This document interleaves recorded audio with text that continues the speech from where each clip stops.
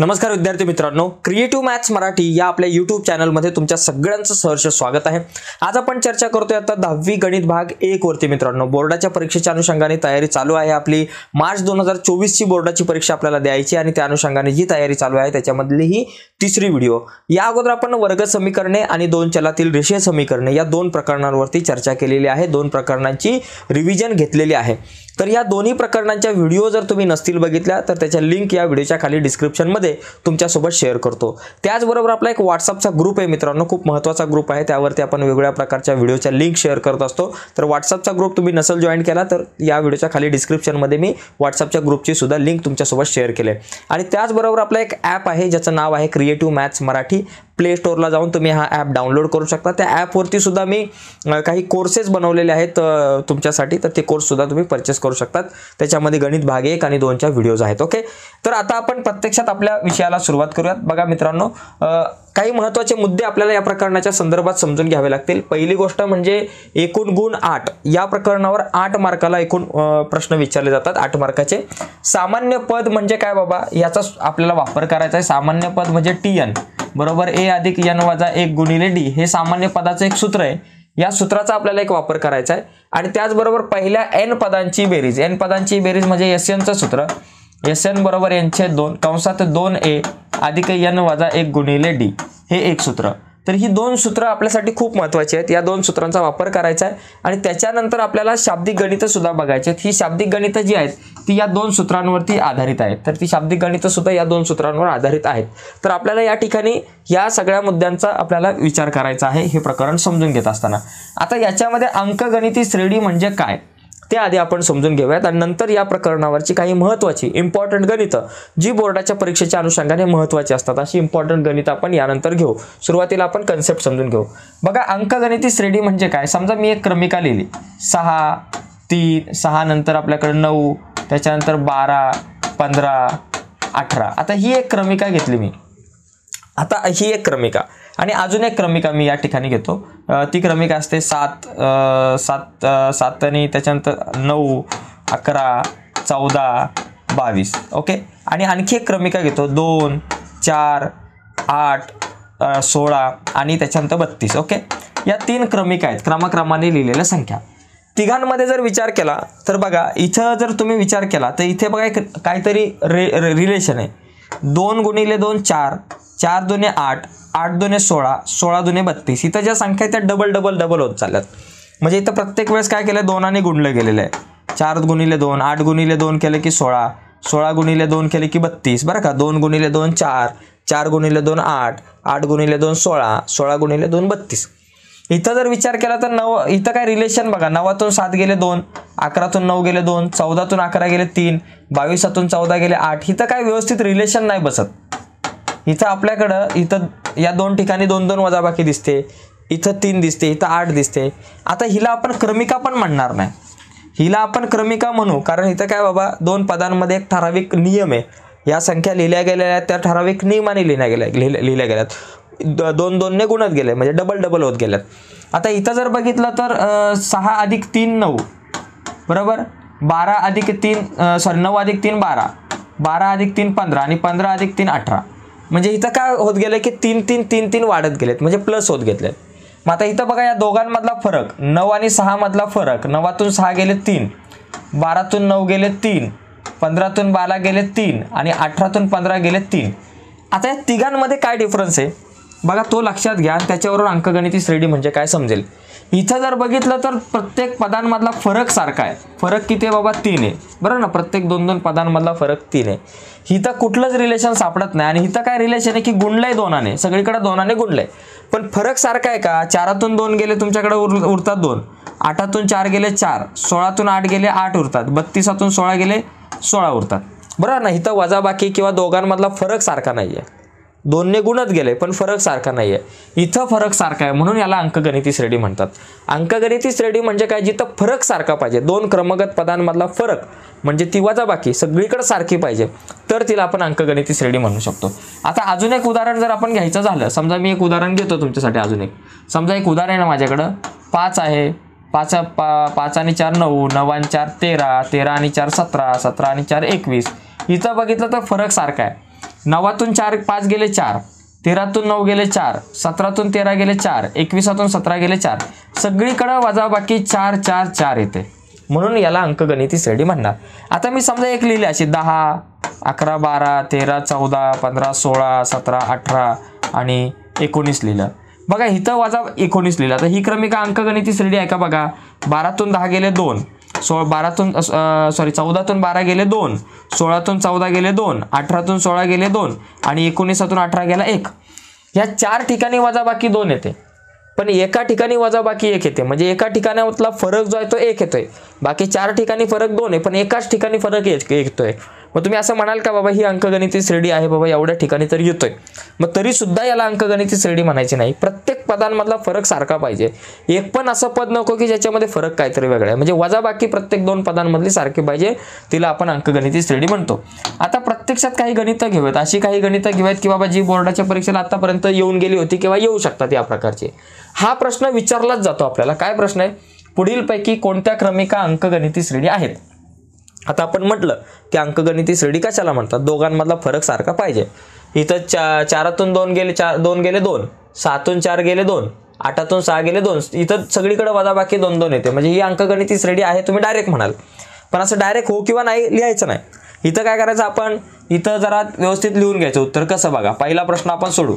2 आहे, 4 आहे, 6 आहे, 8 आहे, डॉट डॉट डॉट. आता या ठिकाणी बघा, हा आपला काय झाला बाबा T1 आहे, हा आपला काय बाबा T2 आहे, हा आपला काय T3 आहे आणि हा आपला काय बाबा T4 आहे. तर पहिली गोष्ट काय करायचं, T2 वजा T1 काढायचं, नंतर T3 वजा T2 काढायचं आणि T4 वजा T3 काढायचं. प्रत्येक पदांमधला फरक जो आहे तो काढून घ्यायचा. बरं, T2 वजा T1, T3 वजा T2, T4 वजा T3 काढून घ्यायचा. T2 वजा T1, T2 4 आहे, T1 2 आहे, 4 वजा 2 किती आलं बाबा 2.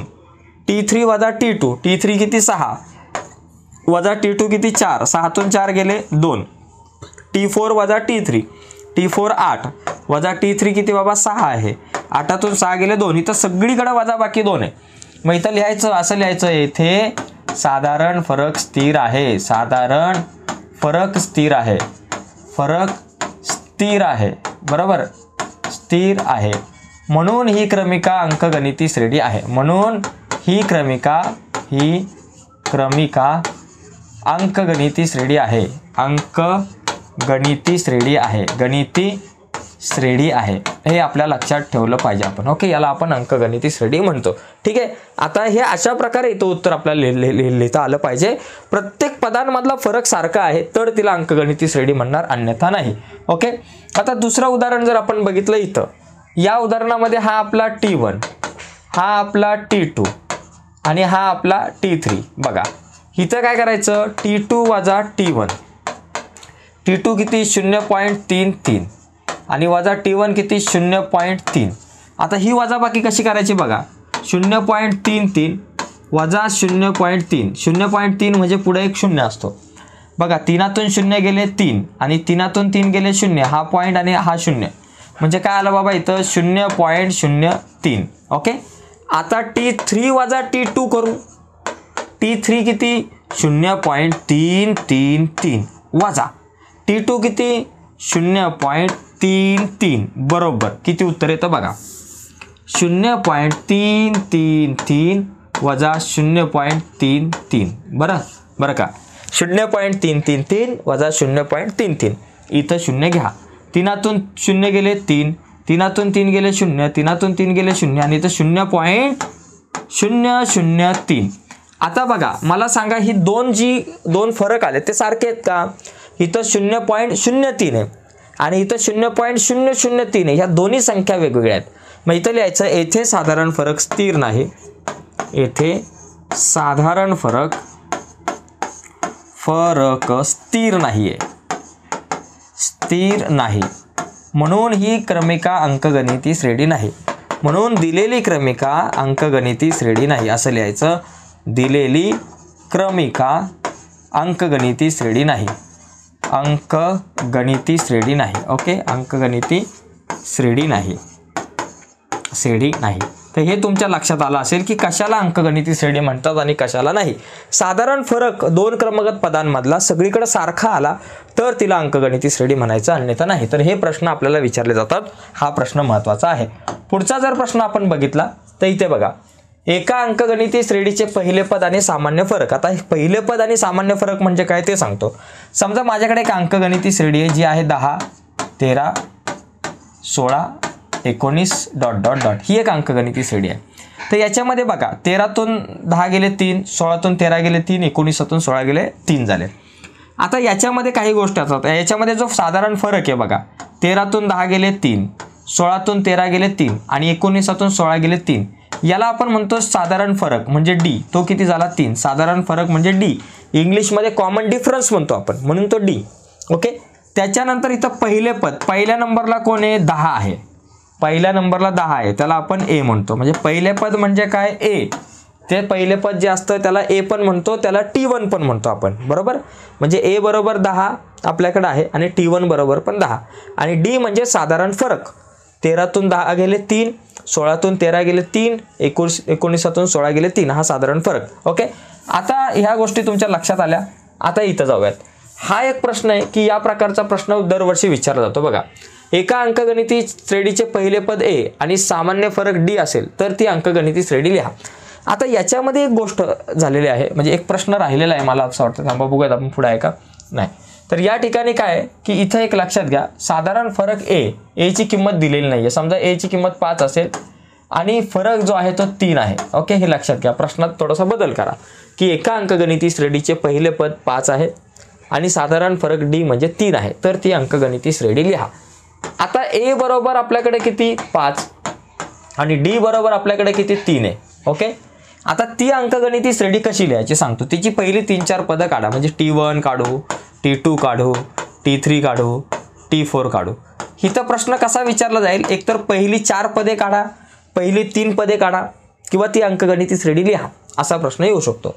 T1 म्हणजे ए असतो, T2 म्हणजे T1 प्लस डी, हे लक्षात घ्या. T3 म्हणजे T2 प्लस डी, T4 म्हणजे T3 plus D. Okay, yes. बघा, T1 म्हणजे ए ची किंमत किती 5 आहे, मग इथं बरोबर 5 लिहिलं. T2 म्हणजे T1 अधिक डी, T1 ची किंमत किती आली होती 5 आणि अधिक हा जो डी आहे, या डी ची किंमत किती 3 आहे, इथं 3 लिहा. 5 अधिक 3 8 झाले. T3 म्हणजे T2 अधिक डी, T2 ची जी किंमत 8 आली आणि अधिक आपला जो डी आहे, डी ची किंमत 3 आहे. 8 अधिक 3 11. त्याच्यानंतर T4 म्हणजे T3 अधिक डी, T3 ची किंमत इथं 11 काढली आणि अधिक डी ची किंमत किती आहे 3. 11 अधिक 3 14. म्हणजे अशा प्रकारे बघा या ठिकाणी आपण ती अंकगणिती श्रेणी लिहिली. मग इथं लिहायचं दिलेली अंकगणिती श्रेणी, दिलेली अंकगणिती श्रेणी, अंकगणिती श्रेणी, गणिती श्रेणी जी आहे ती काय असणार आपल्याकडं की 5, 8 बघा 5, 8, 11, 14 ... झालं. अशा प्रकारे आपण हे उत्तर काढू शकतो. ओके, अशा प्रकारे अंकगणिती श्रेणी जर विचारली कुठली तर ती आपण अशा प्रकारे लिहू शकतो. ठीक आहे. आता जाऊयात पुढे. पुढचा प्रश्न बघा, पुढील अंकगणिती श्रेणीसाठी पहिले पद व साधारण फरक लिहा. बघा, इथं आपल्याला पहिले पद आणि साधारण फरक लिहायचे, बाकी काय टेन्शन नाही. एकदम सोपा प्रश्न आहे. मगाशी मी आपण सांगितलं 127, 135, 143, 151. बघा, पहिले पद म्हणजे ए बरोबर किती, पहिले पद 127, पहिल्या नंबरला 127 आहे. आणि साधारण फरक म्हणजे डी बरोबर किती, इथं 135 मधून 127 गेले, किती राहिले 8. 143 मधून 135 गेले 8, 151 मधून 143 गेले 8. इथं प्रत्येक पदांमधली वजाबाकी 8 आहे, म्हणून साधारण फरक म्हणजे डी बरोबर किती 8 आला. एकदम सोपा प्रश्न होता. आता इथे बघा दुसऱ्या गणितात गडबड होऊ शकते. 5, 1, -3, -7. ओके, इथं ए बरोबर किती, पहिले पद 5 मी लिहिलं चला, पण इथं डी लिहिताना कधी कधी काय होतं, चुकतं. काय चुकतं, 5तून 1 घालवतात मुलं 4. ऍक्च्युली आपल्याला काय करायचं, डी म्हणजे T2 वजा T1 म्हणजे आपल्याला 1 वजा 5 करायचं. T2 1 आहे, 1 वजा 5 बरोबर -4. म्हणजे या ठिकाणी डी बरोबर आपला -4 सुद्धा येऊ शकतो. कधी कधी काय होतं, गडबडीमध्ये आपण अधिक 4 लिहितो आणि चुकतो. ए बरोबर 5, डी बरोबर -4. तर अशा प्रकारचा सुद्धा या ठिकाणी प्रश्न आपल्याला विचारला जाऊ शकतो. ए आणि डी च्या किमती काढायला एकदम सोपा प्रश्न आहे. ठीक आहे. आता पुढे जाऊ. पुढे बघा हा प्रश्न, एका अंकगणिती श्रेणीमध्ये हा एका वर्षी बोर्डाच्या परीक्षेला प्रश्न विचारला गेला होता। छोटे छोटे काही प्रश्न असे आहेत की जे पुस्तकामध्ये नाही आहेत पण पुस्तकाच्या बाहेरचे आहेत आणि बोर्डाच्या परीक्षेला विचारले गेले होते। तर पुस्तकाच्या बाहेरचे सुद्धा प्रश्न आपण बघण्याचा प्रयत्न करतो या सिरीजमध्ये। बघा T4 बरोबर 8 दिले बरं का, नीट समजून घ्या। T4 बरोबर 8 आणि T5 बरोबर मला दिले 12। तर साधारण फरक काढा। मग साधारण फरक काढायचं सूत्र काय आपल्याकडे बाबा, साधारण फरक म्हणजे D, ते काढायचं सूत्र आपल्याकडे T5 आणि T4 दिले। मग T5 4 असेल तर आपल्याकडे काय करणार आपण, T5 वजा T4 असं सूत्र वापरणार। T5 किती 12 आणि वजा T4 किती 8, 12तून 8 गेले 4। तर असाही प्रश्न आपल्याला विचारला जाऊ शकतो। विचारला तर आपल्याला उत्तर काढता आलं पाहिजे। इथं बदलून जर असा विचारला T10 बरोबर 12 आहेत आणि T9 बरोबर आपल्याकडे 8 आहे तर काढा, तर यांच्यामधला साधारण फरक। मग T10 वजा T9 काढा। शेजारची दोन पदं दिलेली आहेत आणि शेजारची कुठली दोन पदं असतील, T7 T6 असेल किंवा T7 T8 असेल किंवा T12 T13 असेल, अशी जर दिली आणि साधारण फरक काढायला सांगितला तर अशा प्रकारे आपण हा काढू शकतो। ठीक आहे, आता थोडा अजून पुढे जाऊ। बघा हा प्रश्न बघा, या अंकगणिती श्रेणीमध्ये T27 काढा। हा या प्रकारचा प्रश्न बऱ्याचदा येऊन गेलेला आहे आणि हा प्रश्न ऑलरेडी बोर्डाच्या परीक्षेला येऊन गेलाय। बघा याच्यामध्ये जर आपण बघितलं 9 4 वजा 1 वजा 6 वजा 11, या अंकगणिती श्रेणीसाठी T27 मला काढायचं आहे।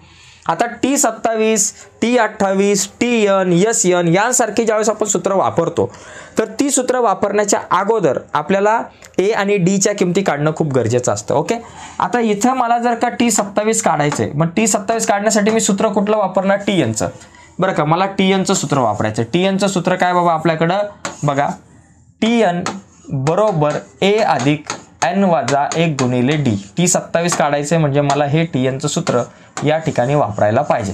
ठीक आहे, मग आता हे सूत्र वापरण्यासाठी मला कशाची किंमत पाहिजे, A ची किंमत पाहिजे आणि D ची किंमत पाहिजे। T27 आहे म्हणजे N ची किंमत 27। ओके, आता या अंकगणिती श्रेणीत A बरोबर किती, A म्हणजे पहिलं पद 9 आलं बाबा। D बरोबर किती, T2 वजा T1 करा वाटलंच तर। T2 किती 4 4 वजा 9 बरोबर किती झालं, वजा 5, म्हणजे D बरोबर किती झाले, वजा 5। ओके, A बरोबर 9 D बरोबर वजा 5 आणि मला काय काढायचं, T27 काढायचंय। मग या ठिकाणी आपण लिहू बाबा T27 मला काढायचंय बरोबर किती। ठीक आहे, आता TNचं सूत्र लिहिलं। आता एकच काम करायचं, या TNच्या सूत्रामध्ये फक्त किमती टाकायच्या। TNच्या जागेवर T27 लिहून टाकू बरोबर। आता मला T27 लिहायचं होतं, T27 लिहिलं कारण T27 काढायचंय। A ची किंमत किती 9 आहे, पहिलं पद इथं लिहून टाकलं, अधिक N वजा 1, N ची किंमत T27 काढतोय म्हणून N ची किंमत 27 वजा 1 गुणिले D ची किंमत किती बाबा, कुठे गेला D माझा, D बरोबर किती वजा 5, मग D ची किंमत वजा 5 लिहिली। 9 आपल्या जागेवर अधिक 27 मधून 1 गेला, आपल्याकडे राहिलं 26 गुणिले हे वजा 5 9 बघा 26 गुणिले वजा 5, 26 पंचे 130 या ठिकाणी आपण लिहू शकतो आणि मोठ्या संख्येचं चिन्ह वगैरे इथं काय नसतं। इथं जर का तुमच्याकडं एका संख्येला जर वजाचं चिन्ह असेल तर उत्तराला वजाचं चिन्ह। ओके बरोबर, 9 वजा 130, 9 मधून 130 जात नाही, 130 मधून 9 गेले 121 राहिले। मोठी संख्या 130, तिच्या अगोदर वजाचं चिन्ह म्हणून वजा 121, म्हणून T27 बरोबर वजा 121 आणि शेवटी उत्तर लिहू शकतो आपण 27वे पद बरोबर वजा 121। तर अशा प्रकारे आपल्याला हा जो प्रश्न आहे 5वा तो आपण सोडू शकतो। ठीक आहे, तर या प्रकारचा प्रश्न खूप वेळा बोर्डाच्या परीक्षेला विचारला गेलेला आहे। T27 च्या ऐवजी T28 विचारतील, T45 विचारतील, T52 विचारतील, T10 विचारतील, काही विचारलं तरी आपल्याला ते हे सूत्र वापरून आपल्याला उत्तर काढता आलं पाहिजे। ओके, आकडे बदलतील, TN पण काढायला सांगितलं जाईल, पण हे सूत्र आपल्याला लक्षात ठेवायचं आहे। ओके, आता पुढे जाऊ थोडंसं। बघा हा एक प्रश्न आहे, या प्रश्नात थोडासा वेगळा प्रश्न विचारलाय। बघा इथं TN काढायचं, इथं T12 T13 T27 वगैरे नाही काढायचं, इथं TN काढायला सांगितलंय, असा सुद्धा प्रश्न येऊ शकतो। बघा या अंकगणिती श्रेणीत काय बाबा 5 आहे 8 आहे 11 आहे 14 आहे ... आता A बरोबर किती, पहिलं पद 5 बरोबर, त्याच्यानंतर D बरोबर किती, 8तून 5 गेले 3, 11तून 8 गेले 3, 14तून 11 गेले 3, म्हणून D बरोबर 3 आलं आणि मला काय काढायचंय, TN काढायचंय बरोबर। मग TN काढण्यासाठी मी सूत्र कुठलं वापरणार, TNचंच, टन टना टन टन टन टारा TNचे सूत्र वापरा। ए अधिक n वजा 1 गुणिले d हे सूत्र आपण या ठिकाणी वापरूयात. बरं, आता tn च्या जागेवर आपल्याला tnच लिहायचं. जसं मगाच्या गणितामध्ये t27 होतं, मग आपण tn च्या ऐवजी ते 27 लिहिले, t27 लिहिले. मग आता t27 28 लिहायची गरज नाही, कारण मला tnच काढायचा आहे, त्याच्यामुळे मी tn लिहितो. बरोबर a ची किंमत किती 5 अधिक n वजा 1 जसंच्या तसं आणि गुणिले d ची किंमत किती 3 आहे. 5 आपल्या जाग्यावर, 3 आणि या कंसाला गुणा, 3 गुणिले n 3n वजा 3 1 3. बघा आता काय होईल, 3n आपल्या जाग्यावर जसेच्या तसे, 5 वजा 3 5तून 3 गेले 2, म्हणजे मला tn बरोबर काय मिळाला 3n अधिक 2. तर अशा प्रकारे tn सुद्धा विचारलं जाऊ शकतो. म्हणजे t27 t10 t12 किंवा 19वे पद काढा, 24वे पद काढा, अशा प्रकारचा प्रश्न विचारला जाऊ शकतो. त्याचप्रमाणे फक्त tn काढा किंवा सामान्य पद काढा असाही प्रश्न विचारला जाऊ शकतो. ठीक आहे, तर सगळ्या प्रकारचे प्रश्न बघण्याचा आपण प्रयत्न करतोय. बघा हा प्रश्न. आता इथं बघा, इथं काय केलंय, ए ची किंमत दिले आणि डी ची किंमत दिली आणि t12 काढायला सांगितलं. इथं t12 म्हणजे इथं आता अंकगणिती श्रेणी दिली नाही.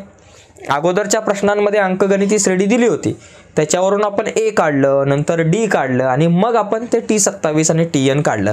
पण इथं ऑलरेडी ए आणि डी च्या किमती दिल्यात, मग आता त्याच्यावरून t12 काढायचं. मग बघा, ए बरोबर 6 दिलंय, डी बरोबर मला दिले 3 आणि t12 जर मला काढायचं असेल तर मी सूत्र कुठलं वापरणार, tnचं सूत्र. मग tnचं सूत्र आपण वापरू, a अधिक n वजा 1 गुणिले d. ओके, tn च्या ऐवजी t12 काढायचं आहे, मग इथं लिहायचं 12. a ची किंमत 6 आहे अधिक n ची किंमत 12, कारण मी t12 काढतोय म्हणून इथं लिहिलं 12 वजा 1 गुणिले d जो आहे त्या d ची किंमत किती 3 आहे, या ठिकाणी लिहिली 3. 6 आपल्या जाग्यावर अधिक 12तून 1 गेले 11 गुणिले हा 3. 6 आपल्या जाग्यावर अधिक 11 त्रिक 33. 33 आणि 6 किती झाला 39. म्हणजे अशा प्रकारे t12 बरोबर आपण काढू शकतो 39. ठीक आहे, तर अशा प्रकारे हा एक प्रश्न आपल्याला सोडवता येऊ शकतो. मित्रांनो, हे जे प्रश्न आहेत ना, नीट समजून घ्या, प्रत्येक प्रश्न समजून घ्या आणि तो अशा प्रकारे समजून घ्या की या प्रकारचा कुठलाही प्रश्न आला तरी तुम्हाला त्या प्रश्नाचं उत्तर देता आलं पाहिजे, लिहिता आलं पाहिजे. ओके, कारण प्रश्न जे आहेत तुम्ही जर बघितले तर सगळे याच प्रकारचे येत असतात, आकडे बदलतात फक्त. त्यामुळे ही कन्सेप्ट ज्या आहेत या आपल्या नीट समजून आपण घेतल्या पाहिजे. ठीक आहे, आता इथे पण बघा, आता इथं SN काढायचं, S10 काढायचं आहे. S10 काढायचं म्हणजे मला सूत्र आता कुठलं वापरलं पाहिजे, SNचं वापरलं पाहिजे. ठीक आहे, बघा, ए बरोबर मला दिलंय 5, डी बरोबर मला दिलंय 4 आणि S10 काढायचं. मग मी SNचं सूत्र वापरतो, n/2 कंसात 2a अधिक n वजा 1 गुणिले d कंस पूर्ण. SNच्या ऐवजी आपण S काय करू, 10 काढू, कारण मला S10 काढायचं आहे. मित्रांनो, जास्त काय याच्यात टेन्शन नसतं, फक्त आपल्याला काय करायचं असतं, जे काही सूत्र आहे त्या सूत्रात किमती टाकायच्यात आणि त्या किमती व्यवस्थित काळजीपूर्वक टाकायच्यात. बघा, SNच्या ऐवजी S10 लिहिलं, n ची किंमत मला 10च लिहायची, मग इथं 10 लिहिली, भागिले 2 आपल्या जागेवर, कंसात 2 गुणिले a ची किंमत किती बाबा 5 आहे, मग या ठिकाणी लिहिली 5 अधिक n वजा 1, n ची किंमत इथं 10 दिले, मग इथं लिहिलं 10 वजा 1 आणि गुणिले d ची किंमत किती 4 आहे, मग इथं लिहिली 4. ठीक आहे, आता बघा इथं 2×5 भाग लावून टाका, आरामात हळूहळू बघा. पहिला आतला कंस सोडवा, 2×5 अधिक पहिली ही आतली वजाबाकी करा, 10तून 1 गेला 9 राहिले गुणिले 4 आपले जसेच्या तसे, त्याला काय धक्का देऊ नका. 5 आपल्या जाग्यावर, कंसामध्ये 10 आपल्या जाग्यावर अधिक 9×4 36 झाले. ओके, मग 5 गुणिले 36 अधिक 10 46 झाले आणि 46 गुणिले 5 हा गुणाकार करा. बघा, 46 गुणिले 5, 5 × 30, 30चे 0, हातच्याला आले 3, 5 × 20, 20 आणि 3 झाले 23, 230. तर अशा प्रकारे इथं काय येईल बाबा 230 येईल. तर हे सूत्र खूप महत्त्वाचं आहे मित्रांनो, हे सूत्र पाठ करा. SNचं आणि TNचं ही 2 सूत्र आपली पाठ पाहिजेत, कारण हे संपूर्ण प्रकरण या 2च सूत्रांवरती अवलंबून आहे. ठीक आहे, तर अशा प्रकारे हा एक प्रश्न ज्याच्यामध्ये आपल्याला SN दिलं होतं. ठीक आहे, आता थोडंसं पुढे जाऊयात.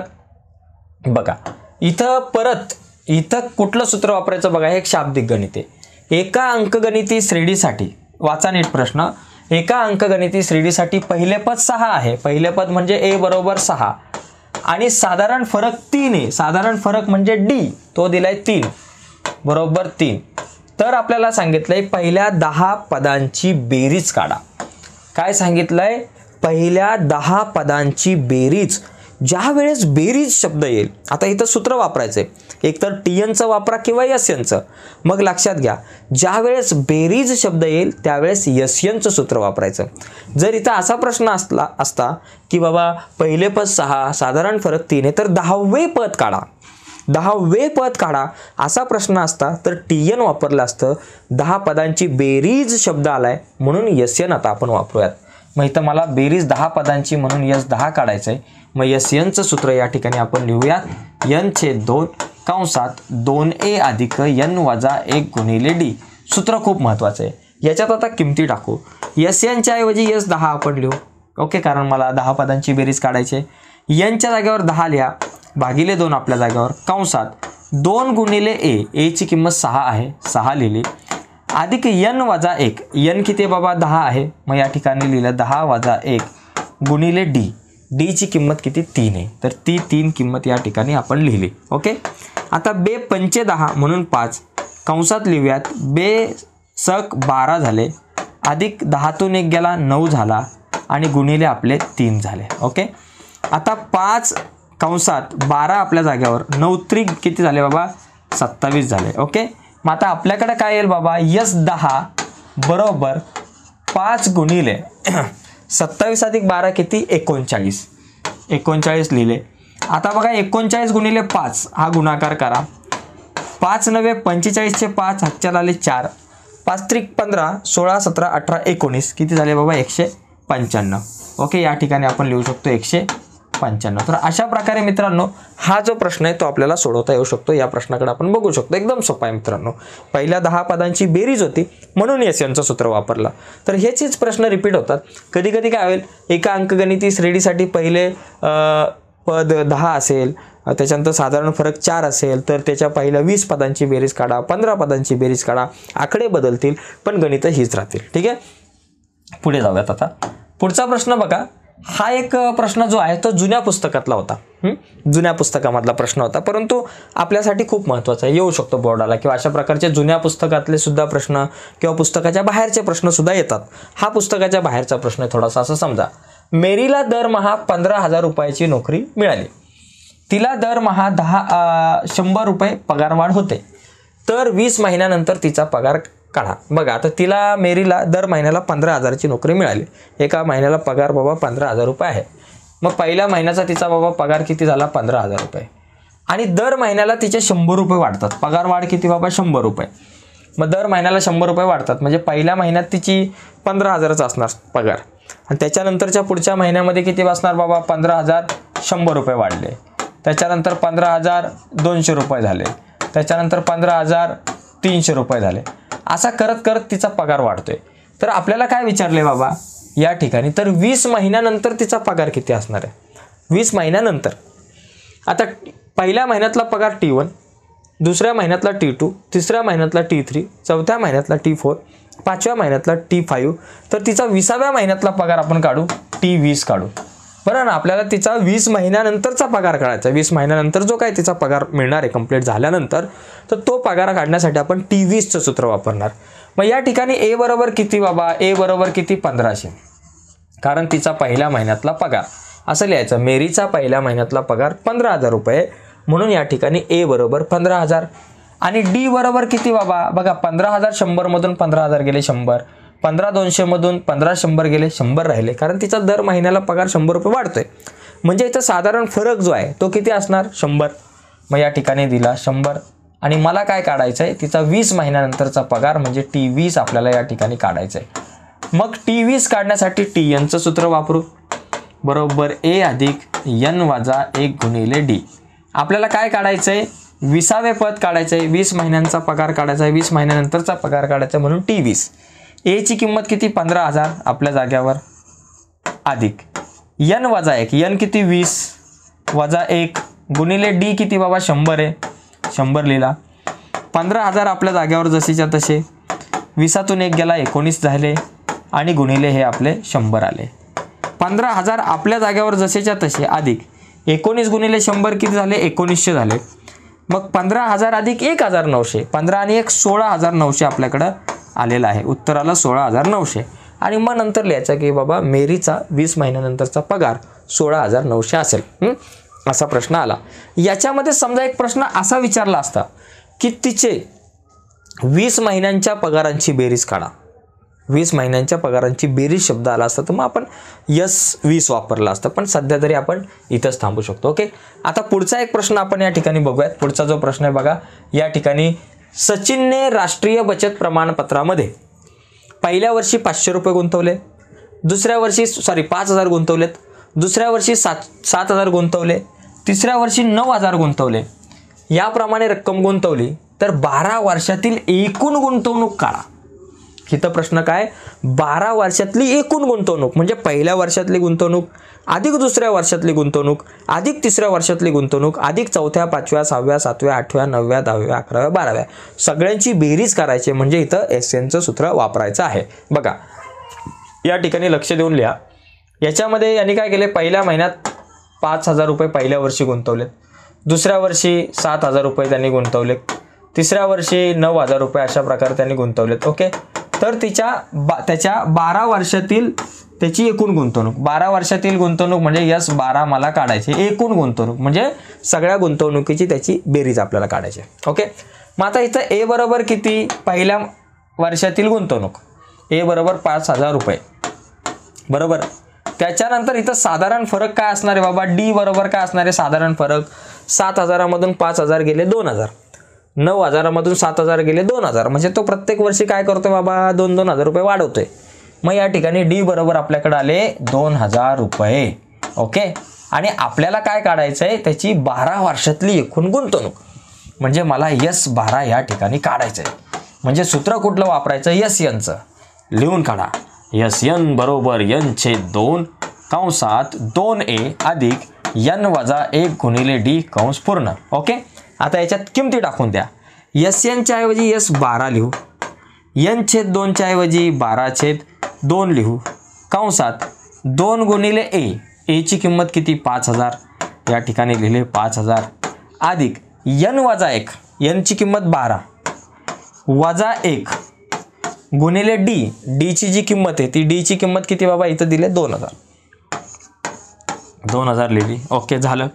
आता बघा इथं 2ने 12ला भाग जातो, टप्प्याटप्प्याने जायचं. बेसक 12 म्हणून 6 कंसात 2 गुणिले 5,000 5,000 दुने 10,000 झाले अधिक 12तून 1 गेला 11 गुणिले आपले हे 2,000 जसेच्या तसे, तू त्याला काय धक्का द्यायचा नाही. 6 आणि कंसात हे 10,000 आपल्या जागेवर 1 2 3 4 11 दुने 22, मग इथं झाले 22,000 रुपये झाले. ओके. आता मला सांगा 6 आपल्या जागेवर जसेच्या तसे बघा, S12 बरोबर 6 आपल्या जागेवर गुणिले 10,000 अधिक 22,000, 10 आणि 22 किती झाले 32,000 रुपये झाले.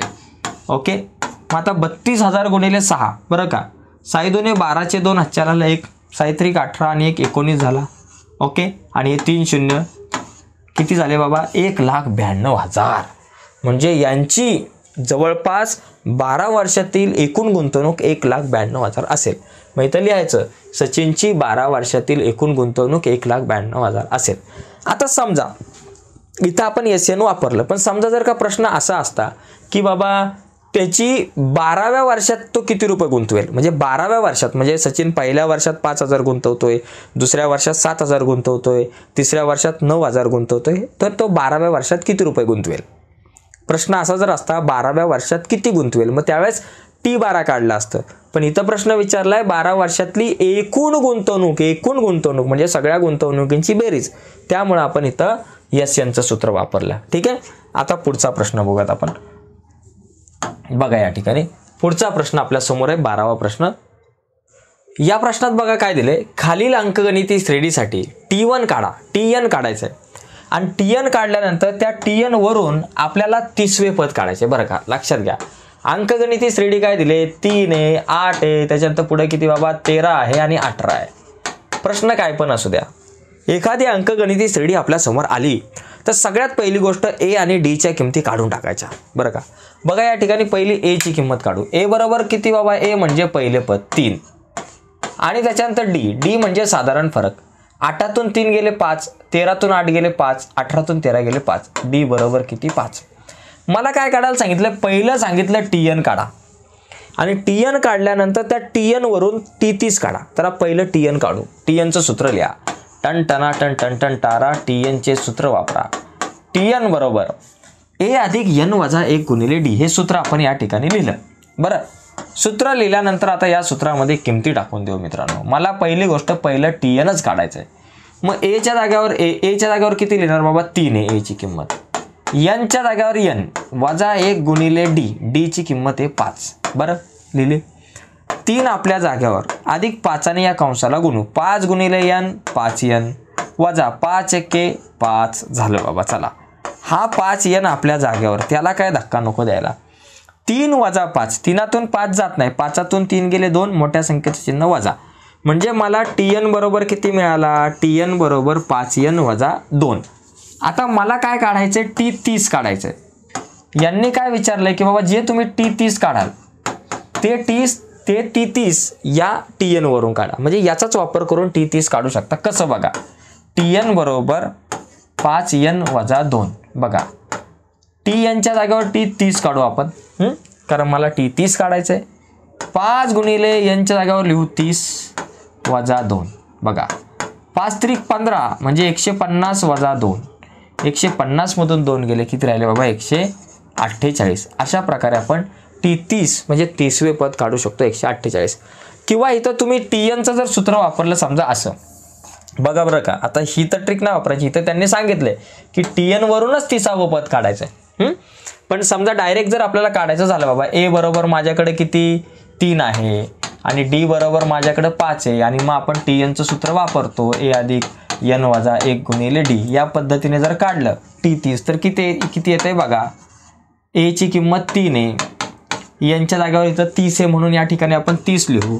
वजा 1 गुणिले D ची किंमत किती? 5 आहे बाबा. 3 आपल्या जागेवर लिहू. अधिक 30तून 1 गेले 29. 29 गुणिले 5. बरोबर. आता 29 गुणिले 5 किती? 9 5 45चे 5 आले 4. 5 दुने 10, 11 12 13 14. 145 आणि अधिक हा 3. बरं, 145 अधिक 3 किती झाले? 148. म्हणजे असं जरी सोडवलं तरी ते उत्तर 148 येणार आहे.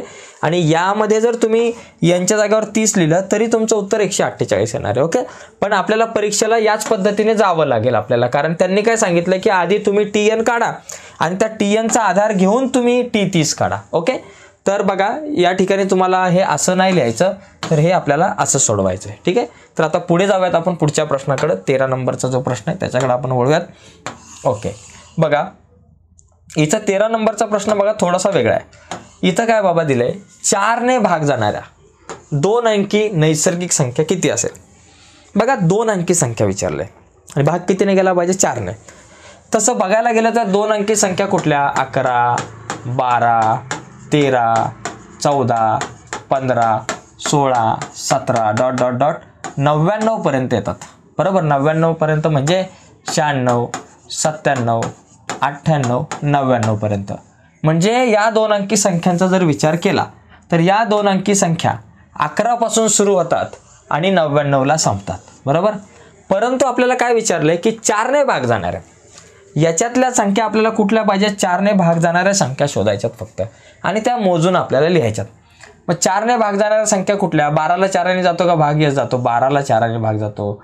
12 नंतर 16ला जातो. 16 नंतर 20ला जातो. बघा 4 ने भाग जाणाऱ्या संख्या कुठल्या? 12 आहे. म्हणजे 2 अंकी 12 आहे, 16 आहे, 20 आहेत, 24 आहेत. पुढे डॉट डॉट डॉट डॉट करून शेवटची जी संख्या आहे ती 96 असणार आहे. कारण 97 98 99 तिघांना सुद्धा 4 ने भाग जात नाही. म्हणजे 4 ने भाग जाणाऱ्या संख्या कुठल्या आहेत? 12 पासून सुरू होतात. 12 16 20 24 96 या 4 ने भाग जाणाऱ्या संख्या आहेत. आता प्रश्न असा विचारलाय की बाबा या संख्या किती? या संख्या किती आहेत? बघा जसा हा T1 आहे, हा आपल्याकडे T2 आहे, T3 आपल्याकडे 20 आहे, T4 आपल्याकडे किती बाबा? 24 आहे. तर तसा हा T किती असणार आहे? याला आपण TN म्हणू आणि TNच्या वरची जी Nची जी किंमत आहे, Nची जी किंमत येईल ते आपलं उत्तर. म्हणजे 96 किती नंबरला हे जर कळालं तर तेवढ्या संख्या या असतील. मग इथं आपल्याकडे बघा A बरोबर काय आहे? माझ्याकडं 12 आहे. ओके, पहिले पद. त्याच्यानंतर D बरोबर माझ्याकडे काय आहे? 16तून 12 गेले 4, 20तून 16 गेले 4. D बरोबर माझ्याकडे 4 आहे आणि TN बरोबर माझ्याकडे किती आहे? 96 आहे. बरोबर, ए बरोबर 12, डी बरोबर 4 आणि TN बरोबर 96. या 96ला काय म्हणायचं TN. आणि याच्यातल्या n ची किंमत मला माहिती पाहिजे. मला n ची किंमत काढायची. जी n ची किंमत असेल तेवढ्या संख्या. मग मला इथं सूत्र कुठलं वापरावं लागेल. TN 96 दिले आणि n काढायचं आहे. मग n काढण्यासाठी सूत्र कुठलं वापरणार आपण. बघा n काढण्यासाठी असं वेगळं कुठलं सूत्र नाहीये. त्याच्यामुळे इथं TNचं सूत्र आपण वापरणार. पर्याय नाही. a अधिक n वजा 1 गुणिले d. चला हे सूत्र मी वापरलं. आता हे सूत्र वापरल्यानंतर याच्यामध्ये ज्या मला किमती माहिती आहेत त्या किमती मी टाकून घेतो. ठीक आहे. पहिले याला मस्त चौकट करू आपण. आता याच्यात किमती टाकू. बघा TN ची किंमत किती 96 आहे. ए किती आहे 12 आहे. n ची किंमत माहिती नाही काढायचे. मग n वजा 1 गुणिले d ची जी किंमत आहे ती किती आहे 4 आहे. बरं 96 आपल्या जाग्यावर 12 आपल्या जाग्यावर अधिक 4 गुणिले n 4n वजा 4 एक्के 4. ठीक आहे. आता 96 आपल्या जाग्यावर जशीच्या तशी त्याला काय धक्का द्यायची गरज नाही. बरोबर हे 4n पण आपल्या जागेवर लिहा आणि वजा किंवा वजा असेल किंवा अधिक असेल. बघा 12 वजा 4 12तून 4 गेले 8 राहिले. मग इथं लिहा अधिक 8. आपल्याला 4n जो आहे त्याच्यातल्या n ची किंमत काढायची. मग आपण काय करू 96 आपल्या जागेवर राहिला 8 अधिक आहे इकडे आले वजा 8 झाले बरोबर 4n. मग आता मला सांगा 4n बरोबर 96 मधून 8 गेले किती राहिले 88 राहिले बरोबर 88. मग n बरोबर 88 आपल्या जागेवर 4 गुणिले पलीकडे आले भागिले. मग n बरोबर आता आपल्याला 88ला 4ने भाग लावायचा आहे. तो लावला की 4 दुने 8 4 दुने 8. n बरोबर किती 22 आलं. n बरोबर 22 म्हणजे ह्या संख्या असणारे 22. म्हणजे तुमचं उत्तर असणार आहे की 4ने भाग जाणाऱ्या 2 अंकी नैसर्गिक संख्या 22 असतील. अशा प्रकारे हा जो प्रश्न आहे याचं उत्तर आपल्याला देता येऊ शकतं. ठीक आहे. तर यानंतर आपण पुढच्या प्रश्नाकडे जाऊयात मित्रांनो. पुढचा बघा प्रश्न या ठिकाणी 3 अंकी. आता सेम तसाच प्रश्न आहे बरं का. 3 अंकी नैसर्गिक संख्या समूहात 5ने भाग जाणाऱ्या संख्या किती. आता 5ने भाग जाणाऱ्या संख्या काढायच्यात.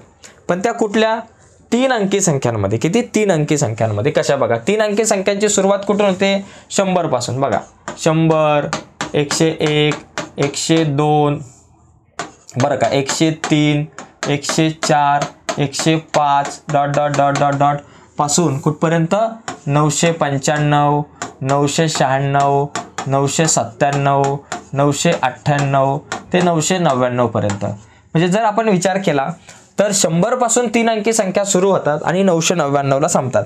पण याच्यामधून आपल्याला काय करायचे 5ने भाग जाणाऱ्या. आता किती बाबा 3 अंकी नैसर्गिक संख्या समूहात 5ने भाग जाणाऱ्या संख्या काढायच्यात. 5ने 100 ला भाग जातो का जातो. 5ने 105 ला जातो 995 ला जातो 96 97 98 99 यांना जात नाही. बरं का. बघा 5ने कोणाला भाग जातो 100 ला भाग जातो 105 ला जातो 105 नंतर 110 ला जातो 115 ला जातो बरं का 120 ला जातो. असं करत करत शेवटची संख्या 995 ला सुद्धा 5ने भाग जातो. ओके. मग आता या संख्या किती आहेत ते आपल्याला काढायचं. सेम तसंच करायचं. ए बरोबर किती इथं 100 आहे पहिले पद बरोबर. डी बरोबर किती 110 मधून आपण 110 मधून जर काय 105 मधून 100 गेले 5 110 मधून 105 गेले 5 115 मधून 110 गेले 5 राहिले. कारण काय 5ने भाग जाणाऱ्या संख्या आहेत म्हणून डी बरोबर 5 आलं. आणि TN बरोबर किती बाबा माझ्याकडे 995. आता याच्यातल्या n ची किंमत काढायची. जी n ची किंमत असेल तेवढ्या संख्या असतील. ठीक आहे. मग इथं TNचं सूत्र वापरू. ए अधिक n वजा 1 गुणिले d. TN किती 995 लिहून काढा. ए ची किंमत किती 100 पहिला नंबर अधिक n वजा 1 n ची किंमत माहिती नाही वजा 1 गुणिले d जो आहे तो आहे आपल्याकडे 5. 995 आपल्या जाग्यावर 100 आपल्या जाग्यावर अधिक 5 गुणिले n 5n वजा 5 एक्के 5. बघा 995 आपल्या जाग्यावर आपलं टार्गेट n ची किंमत काढणं बरोबर. म्हणून 5n आपल्या जाग्यावर ठेवायचे. 100 मधून 5 गेले 95 राहिले आणि अधिक आपले हे 5n. मला n ची किंमत काढायचे. 5n ला मी एकाच बाजूला ठेवतो. चला 5n ला एका बाजूला ठेवू. हा 995 आपल्या जाग्यावर जसाच्या तसा वजा अधिक 95 इकडे आले वजा 95 आणि बरोबर 5n. 995 मधून 95 गेले किती राहिले 900 बरोबर 5n. आपल्याला n ची किंमत काढायची. 5 गुणिले पलीकडे आला भागिले 5 झाला म्हणून 900 भागिले 5 बरोबर n. मग n बरोबर किती, 900ला जर 5ने भाग लावला तर आपल्याकडे उत्तर येईल 180. एकदा भाग लावून बघा, 900 भागिले 5. बघा 5 एके 5, 9तून 5 गेले 4, वरून आले 0, 5 48, 5 0 0 वगैरे 180 उत्तर येईल. म्हणजे तुमचं उत्तर काय की बाबा 180 संख्या असतील, 5ने भाग जाणाऱ्या संख्या किती असतील, 180 असतील, असं या ठिकाणी तुम्ही उत्तर लिहू शकता. तर अशा प्रकारे हा जो प्रश्न आहे या प्रश्नाकडे आपण बघू शकतो. ठीक आहे. आता पुढे बघा, पुढे या ठिकाणी पहिल्या 123 समनैसर्गिक संख्यांची बेरीज किती. आता पुढे काही प्रश्न आहेत, तर ते प्रश्न तुम्ही सोडवण्याचा प्रयत्न करा. बघा त्याच्याबरोबर हा एक प्रश्न आहे, 1 ते 350 मधील सर्व समसंख्यांची बेरीज. परत तोच आला अरे किती वेळा एकच प्रश्न येतोय. हां सॉरी, एकच मिनटं. पुढचा बघा एक प्रश्न आहे आपल्याकडे काय की एका नाट्यगृहाचा एक प्रश्न आहे, त्याच्यानंतर हा एक प्रश्न आहे. तर हे सोपे सोपे काही प्रश्न आहेत, तर ते तुम्ही सोडवण्याचा प्रयत्न करा मित्रांनो. तर आजच्या चर्चेमध्ये आपण इथंच थांबूयात. पण मित्रांनो काय माहिती आहे का की आता सध्या जी काही रिव्हिजन चालू आहे त्याच्यामध्ये आपल्याला सगळी गणितं घेता येणार नाही, परंतु आपण काय केलं आहे, आपला एक ॲप आहे क्रिएटिव्ह मॅथ्स मराठी, हा आपला एक ॲप आहे. त्या ॲपवर आपण काय केलं आहे की त्या ॲपवरती आपण सगळी गणितं, जास्तीत जास्त गणितं म्हणजे इम्पॉर्टंट गणितं, बोर्डाच्या परीक्षेच्या अनुषंगाने इम्पॉर्टंट गणितं आहेत प्रत्येक प्रकरणाची. प्रत्येक प्रकरणावरती 3-4 व्हिडिओ आहेत, जवळपास अर्धा 1-1 तासाच्या 3-4 व्हिडिओ आपण प्रत्येक प्रकरणावरती बनवल्यात. आणि त्याच्यामध्ये गणित भाग 1 आणि 2 या दोन्ही विषयांचे व्हिडिओ आहेत. तर तुम्ही ॲपवरती जाऊन तो जो कोर्स बनवला आहे 499 रुपयाचा कोर्स आहे, तो तुम्ही कोर्स परचेस करू शकता. ठीक आहे. आणि त्याचबरोबर एक महत्त्वाची गोष्ट, जर तुम्हाला नोट्स हव्या असतील, नोट्सच्या PDF हव्या असतील गणित भाग 1 आणि 2च्या, आणि त्याचबरोबर आपल्या जुन्या काही यूट्यूबवरच्या इम्पॉर्टंट गणितांच्या व्हिडिओज आपण मागच्या वर्षी बनवल्या होत्या, त्यासुद्धा जर तुम्हाला एकाच ठिकाणी बघायच्या असतील, आणि त्याचबरोबर गणिताच्या ऑनलाईन टेस्ट जर तुम्हाला द्यायच्या असतील, तर आपल्या वेबसाईटवरती जाऊन तुम्ही या सगळ्या गोष्टी करू शकता. तर आपल्या वेबसाईटवरती जाऊन तुम्ही ऑनलाईन टेस्ट देऊ शकताय, त्याचबरोबर तुम्ही जुन्या काही व्हिडिओज बघू शकता इम्पॉर्टंट प्रश्नांच्या, आणि PDF फाईल गणिताच्या डाउनलोड करू शकताय. तर कसं ते वेबसाईटवरती जाऊन बघायच्या या सगळ्या गोष्टी ते आपण बघूयात. आता आपल्या कम्प्युटरच्या स्क्रीनवरती जाऊयात आणि कम्प्युटरच्या स्क्रीनवर जाऊन बघू आपल्या वेबसाईटवरती जाऊन आपण या सगळ्या नोट्स कशा डाउनलोड करू शकतो. जाऊयात आता आपल्या कम्प्युटरच्या स्क्रीनवर. यस, नमस्कार मित्रांनो. तर कशा प्रकारे आपण ऑनलाईन या सगळ्या गोष्टी म्हणजे नोट्स आहेत, PDF आहेत, आणि त्याचबरोबर ऑनलाईन टेस्ट आपण कशा प्रकारे बघू शकतो आपल्या वेबसाईटवरती, तर जाऊयात आता आपण आपल्या वेबसाईटवरती जाऊन आपल्याला सर्व डिटेल्स बघता येईल. सगळ्यात अगोदर आपण गुगलवरती जायचं आणि गुगलवरती जाऊन आपल्याला टाईप करायचं आहे क्रिएटिव्ह मॅथ्स मराठी. काय टाईप करायचं आहे? Creative maths Marathi. बघा असं नाव येईल पहिलं. क्रिएटिव्ह मॅथ्स मराठी टाईप केल्यानंतर इथे बघा क्रिएटिव्ह मॅथ्स मराठी टाईप केल्यानंतर ही आपली एक वेबसाईट असेल, यावर आपल्याला क्लिक करायचं आहे. ओके. तर क्रिएटिव्ह मॅथ्स मराठीवरती आपण क्लिक केलं, तर क्लिक केल्यानंतर बघा इथं बऱ्याच गोष्टी आहेत. जुन्या प्रश्नपत्रिका जर हव्या असतील तुम्हाला प्रत्येक विषयाच्या, तर इथं क्लिक करा. त्यानंतर IMP नोट्स आहेत, ऑनलाईन टेस्ट आहेत, बऱ्याच गोष्टी आहेत. तर आपण काय करू, IMP नोट्स जे आहेत IMP नोट्सवर क्लिक करू. आणि IMP नोट्सवर क्लिक केल्यानंतर आपल्याला पुढे बघा इथं खाली यायचं आहे. खाली आल्यानंतर बऱ्याच गोष्टी, आपल्याला गणित भाग 1 आणि 2 कडे जायचे. ओके. इंग्लिश, मराठी, हिंदी झाले पेपर. आता गणित भाग 1 आणि 2चा विचार करू. तर गणित भाग 1 आणि 2 वरती क्लिक करायचं आहे. 1 आणि 2 वर क्लिक केलं की खाली आलं की लक्षात येईल बघा IMP नोट्स आहेत, IMP व्हिडिओ आहेत आणि ऑनलाईन टेस्ट आहे. तर तुम्हाला IMP नोट्स हवे असतील तर IMP नोट्सवर क्लिक करायचं. आता व्हिडिओ हवे असतील तर व्हिडिओवर क्लिक करा. सध्या मी इम्पॉर्टंट नोट्सवर क्लिक करतो. तर इम्पॉर्टंट नोट्सवर क्लिक केल्यानंतर इथे बघा प्रत्येक प्रकरणाच्या नोट्स आहेत. मग तुम्ही ज्या प्रकरणाच्या नोट्स हव्यात त्या प्रकरणाच्या नोट्सवरती क्लिक करा, त्या नोट्स तुम्हाला डाउनलोड करून मिळतील. समजा मी 2 चलातील रेषीय समीकरणावर क्लिक केलं तर इथे बघा 2 चलातील रेषीय समीकरणाच्या PDF नोट्स आल्या तुम्हाला. तर अशा प्रकारे या नोट्स तुम्ही डाउनलोड करू शकता. इम्पॉर्टंट व्हिडिओ हवे असतील तर व्हिडिओवर जर क्लिक केलं तर इथे बघा गणित भाग 1 आणि 2च्या व्हिडिओ आहेत. गणित भाग 1च्या हव्या असतील तर 1 वर क्लिक करा, 2च्या हव्या असतील तर 2 वर क्लिक करा. ऑनलाईन टेस्ट हव्या असतील तर ऑनलाईन टेस्टवर क्लिक करा. बघा ऑनलाईन टेस्टवर क्लिक केल्यानंतर इथं बघा पहिली 2 चलातील रेषीय समीकरणे त्याची इथं स्टार्ट करा तुम्ही टेस्ट. त्याच्यानंतर वर्ग समीकरणे. तर सर्व टेस्ट आहेत या ठिकाणी जास्तीत जास्त प्रकरणांच्या, आणि काही प्रकरणांच्या टेस्ट लवकरच अपडेट होतील. तर अशा प्रकारे तुम्ही टेस्ट देऊ शकता. ओके. तर या ठिकाणी मित्रांनो एकाच क्लिकवरती तुम्हाला बऱ्याचशा गोष्टी बघायला मिळतील. लक्षात आलं असेल तुम्हाला कशा प्रकारे तुम्ही या सगळ्या गोष्टी बघू शकता. ओके. तर मित्रांनो आता लगेच जा आपल्या वेबसाईटवरती, गुगलवरती जाऊन क्रिएटिव्ह मॅथ्स मराठी टाईप करा आणि अशा प्रकारे जो कंटेंट तुम्हाला जो हवा आहे तो अभ्यास करा आणि गणितामध्ये चांगले मार्क मिळवा. ऑल दी बेस्ट मित्रांनो. बाय सर्वांना.